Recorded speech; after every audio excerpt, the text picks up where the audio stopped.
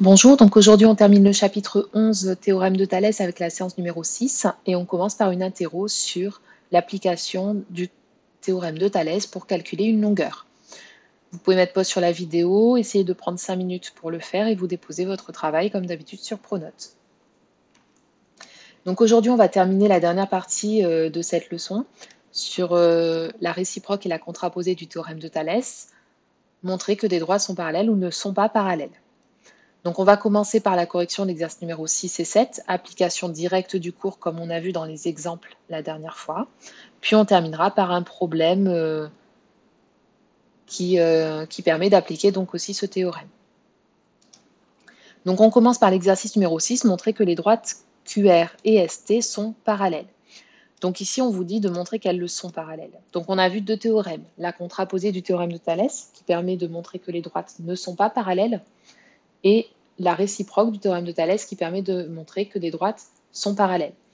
Donc ici, on vous dit que les droites sont parallèles, c'est ce qu'il faut démontrer. On va donc utiliser la réciproque du théorème de Thalès. Donc pour la réciproque du théorème de Thalès,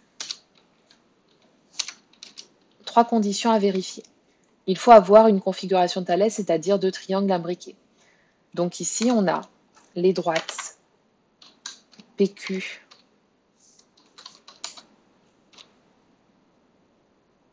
et RT, pardon, QS et RT, qui sont séquentes en P. Donc ça signifie que ça forme deux triangles, PQR, PST, avec R et Q appartenant au segment PS et ST. Ensuite, on indique l'ordre des points, ce qui va nous permettre de savoir quel rapport il faut calculer. Donc les points PR et T et PQ et S sont alignés dans le même ordre. Donc on retrouve en premier point le point commun, le sommet commun aux deux triangles, P, et ensuite on a d'abord R puis T qui forment le grand triangle, et ensuite Q qui forme le petit triangle, et S qui forme le grand triangle. Et ensuite on va calculer les rapports. Et là on va voir si les rapports sont égaux ou pas.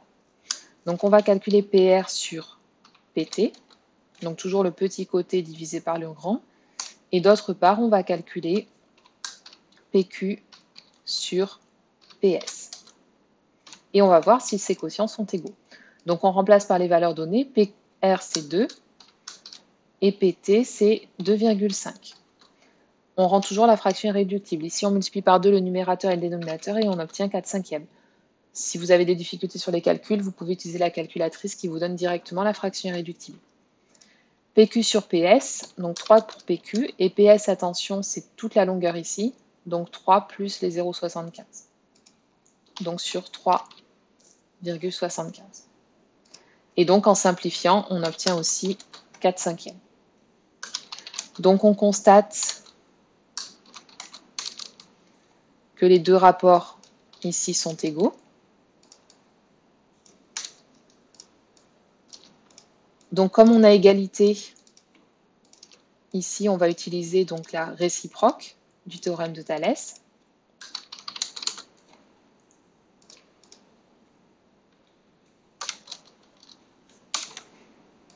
Et d'après donc la réciproque, les droites qui forment les deux triangles au départ sont parallèles.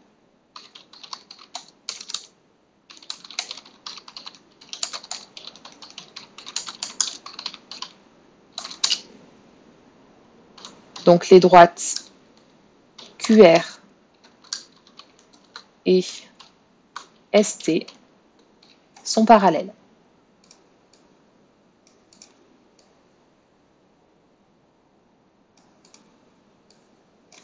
Donc ici on a utilisé la réciproque car il y a égalité des rapports et donc les droites sont parallèles. Donc on fait la même chose sur l'exercice numéro 7, sauf que cette fois on va avoir un cas où les rapports ne sont pas égaux et donc ça permet de montrer que les droites ne sont pas parallèles. Donc la figure, je l'ai construite directement sur GeoGebra. N'hésitez pas à le faire d'ailleurs à la maison. D'une part, ça vous entraîne au logiciel de géométrie. C'est important de gagner en autonomie sur l'informatique aussi. Et aussi, ça vous permet de faire une conjecture qui va être beaucoup plus précise sur la question 2 qu'on vous demande. Donc ici, j'ai tracé le triangle ABC en respectant les longueurs que vous voyez affichées. J'ai placé le point E et le point D également. Et on se demande si les droites AB et EF, ici je ne l'ai pas renommé, c'est le point F, sont parallèles. Donc là, on voit directement déjà sur le dessin, et vous pouvez le voir aussi à la main, que les droites n'ont pas l'air parallèles. Donc ici, on sait d'avance qu'on va utiliser la contraposée. Donc la figure, elle permet vraiment de déterminer d'avance la conclusion pour aller directement dans la bonne voie. Donc on va reprendre exactement la même rédaction, sauf que on va utiliser non pas la réciproque, mais la contraposée. Donc qu'est-ce qui va changer ici? On a toujours donc deux droites séquentes, le sommet commun ici c'est C. Donc on a EA et FB qui sont toutes les deux séquentes en C, donc qui forment les deux triangles CEF et CAB. Ici, peu importe l'ordre des points, parce que de toute façon, on ne va pas être dans une configuration de Thalès. Et on va calculer donc les rapports. Donc ici, on a CE sur CA, et d'autre part, CF sur CB. Alors, je pourrais aussi utiliser comme deuxième rapport EF sur AB, mais là, je n'ai pas les longueurs. Donc, en fait, ça va dépendre des connaissances que j'ai sur la figure. Donc, CE sur CA, on remplace. Donc, on sait ici qu'on a 4 et en tout, on a 7,5. Donc, ici, il va rester 3,5. Normalement, on détaille tous ces calculs. CA, c'est la longueur tout entière, 7,5. Ensuite, CF, même chose. On ne sait pas combien ça vaut ici, mais on sait qu'ici, il y a 6 et en tout, il y a 10. Donc, CF mesure 4 et on divise par CB qui vaut 10. On n'oublie pas de simplifier les fractions, de les rendre irréductibles. Donc ici, on obtient 7/15 en multipliant par 2 le numérateur et le dénominateur. Et ici, on peut diviser par 2 le numérateur et le dénominateur et on obtient 2/5. Donc là, on voit que les rapports ne sont pas égaux.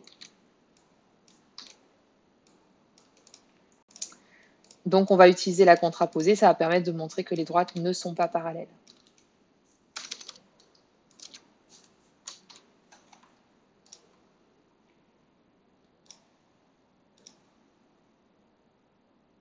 Donc CE sur CA est différent.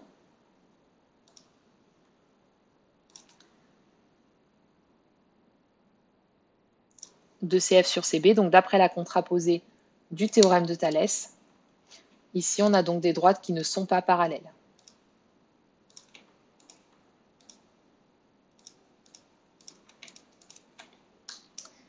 Donc les droites, c'était EF et AB. Cette fois, ne sont pas parallèles car les rapports ne sont pas égaux.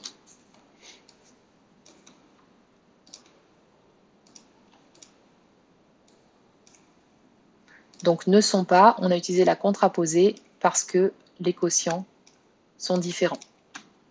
Donc voilà pour les deux applications de cours. Donc on va terminer par un exercice problème. Si vous avez déjà eu des difficultés sur ces deux exercices, je vous invite à les reprendre et même à vous inventer des exemples de figures avec des mesures quelconques et d'essayer de retravailler la rédaction. Et seulement si vous avez bien compris ces deux exemples, vous pouvez faire l'exercice numéro 8 en problème. Sinon, vous pouvez le laisser de côté parce que c'est toujours le même principe en réalité. Donc ici, on va appliquer ça dans un problème de la vie courante. Donc je vous invite à mettre pause sur la vidéo et puis vous essayez dans un premier temps de rédiger donc l'exercice numéro 8 seul. Et puis je vais donner donc quelques indications ainsi que la correction au fur et à mesure. Donc ici, Estelle, elle a installé une étagère dans sa chambre. Donc on parle de chambre mansardée ici parce qu'on voit que le toit il n'est pas droit. En général, ce sont les pièces que l'on fait au grenier, etc. Donc on veut savoir si la droite DE, le segment DE, l'étagère, est perpendiculaire au mur. Alors pourquoi on va pouvoir utiliser ici le théorème de Thalès? Est-ce qu'on a bien une configuration? Est-ce qu'on a bien toutes les conditions qui sont réunies? Et quelles sont ces conditions? Essayez dans un premier temps de rédiger ça. Donc mettez pause sur la vidéo. Essayez de démarrer le problème en visualisant la configuration. Donc on sait que ABC est un triangle avec le point D qui appartient au segment BA et le point E qui appartient au segment AC, ou on peut aussi dire, comme on a vu tout à l'heure, que les droites DB et EC sont séquentes en A. Ça veut dire la même chose que ça. Là, je peux le marquer aussi là. Donc, soit on marque ça, soit on marque que les droites BD et EC sont séquentes en A. Ça revient au même. Donc, on a vu une configuration au départ peut-être de Thalès. Donc, si les droites sont parallèles, c'est ici ce qu'on va chercher à déterminer. Donc, pour savoir si elles sont parallèles, justement, qu'est-ce qu'on doit faire? On doit savoir si les rapports sont égaux. Donc, déterminer si les droites DE et BC sont parallèles. Mettez pause sur la vidéo, calculez les rapports et utilisez un des deux théorèmes qu'on a vu dans l'exercice précédent. Donc, on va calculer d'une part AD sur AB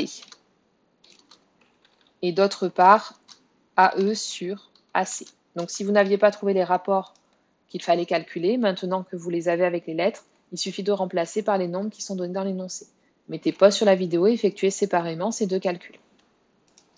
Donc AD sur AB, donc AD ça vaut 2.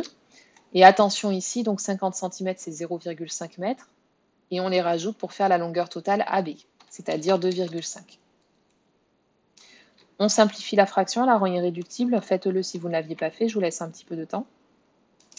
AE sur AC, on obtient 2,40 divisé par, donc attention ici, pareil, la longueur totale, on prend, donc c'est 3,10 m. 2,4 plus 0,7.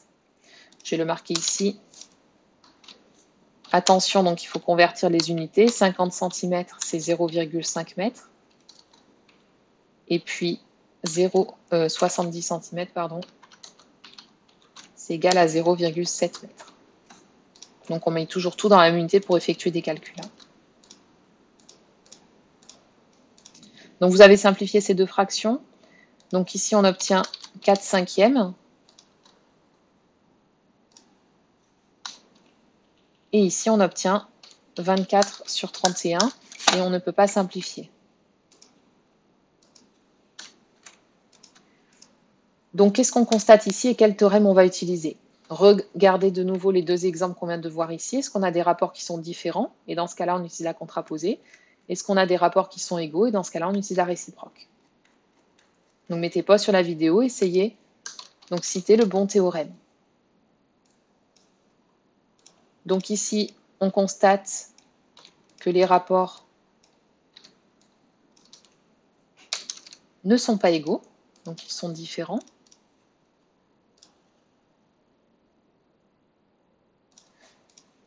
Et donc, d'après la contraposée du théorème de Thalès, que peut-on conclure? Mettez pause sur la vidéo et terminez donc par la conclusion. Donc la conclusion, c'est que la droite DE n'est pas parallèle à la droite BC. Donc c'était pas du tout la question en fait au départ. Donc ici on a montré que l'étagère finalement n'est pas parallèle à BC. Alors est-ce qu'on peut dire que finalement elle est perpendiculaire au mur cette étagère ou non? Donc il faut essayer d'utiliser des propriétés qu'on avait déjà vues auparavant, qu'on a rappelé, des propriétés sur les droites que vous avez vues les années précédentes. Donc là on a bien sûr le mur et là on a le sol. Donc ce sol et ce mur sont bien sûr perpendiculaires. On suppose que le mur est perpendiculaire au sol. Donc, essayez d'identifier les données sur ces droites. Qu'est-ce qu'on peut dire de la droite AB, BC et DE? Marquez donc toutes les données que l'on a sur ces trois droites. Mettez pause sur la vidéo et complétez. Donc on sait que BC est perpendiculaire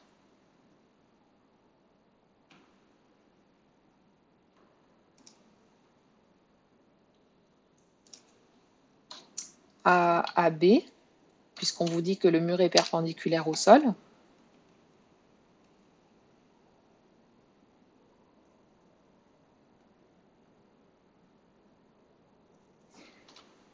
Et puis DE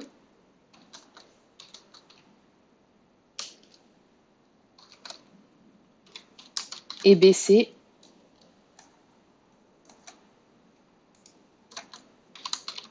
ne sont pas parallèles. Et donc on avait vu que on sait que si deux droites sont parallèles et que l'une est perpendiculaire à... Si deux droites sont parallèles, toute droite perpendiculaire à l'une est perpendiculaire à l'autre. Mais si les deux droites du coup ne sont pas parallèles, alors elles ne seront pas toutes les deux perpendiculaires à la même droite. Parce que si elles étaient toutes les deux parallèles, alors une perpendiculaire à l'une est aussi perpendiculaire à l'autre. Donc en conclusion, DE et AB ne sont pas perpendiculaires.